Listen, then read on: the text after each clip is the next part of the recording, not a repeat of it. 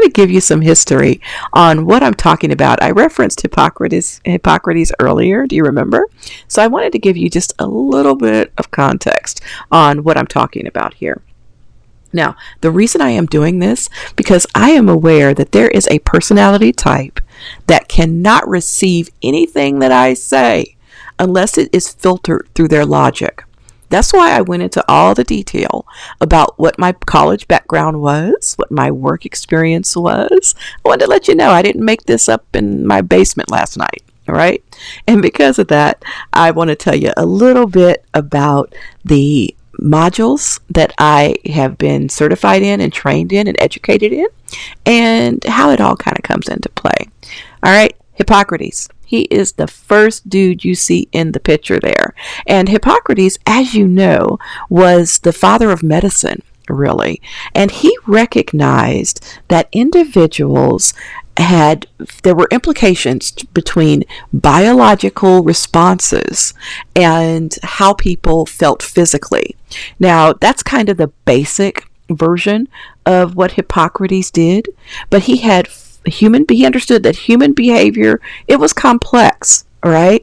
And so there are implications between what he called the four humors and how you react and even how your health is impacted.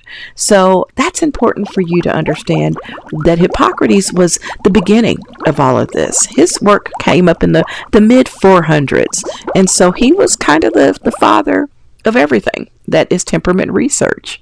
And Galen, I don't know if I say that right. I never have. It's like Galileo. I've never been able to say that properly, or maybe I did. I don't know.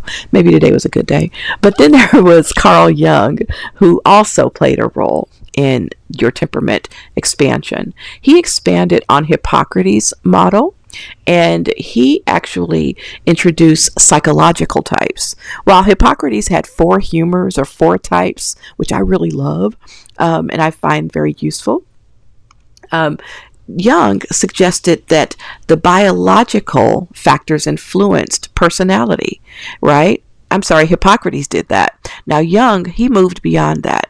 And he moved beyond bodily fluids and focused on how people perceive the world and make their decisions. You probably heard of the term introversion and extroversion, right? Are you an introvert or an extrovert? The difference between the two, just really simply, is all about energy. What it takes to exhaust you or expend your energy. If you're an introvert, being around a lot of people might exhaust you and kind of drain you a bit. Whereas on the other hand, extroverts, they need that. They crave it. They actually are a little drained or run down when they're not around people. So it's not about ability between extroversion and introversion. It's about energy, what drains you.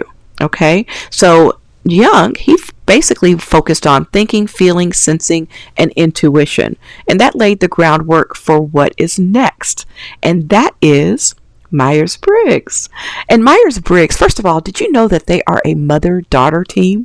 Did you know that? That's one of the reasons the graphic, I displayed it as I did over here, because they are literally a mother and daughter team, which I just find incredibly fascinating.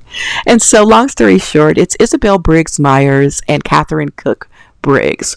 They expanded on Jung's theory by adding a fourth dimension, judging and versus perceiving, to his module. And so they created 16 types of personalities. So that is the long and short of the personality research history. But now I want to talk about you.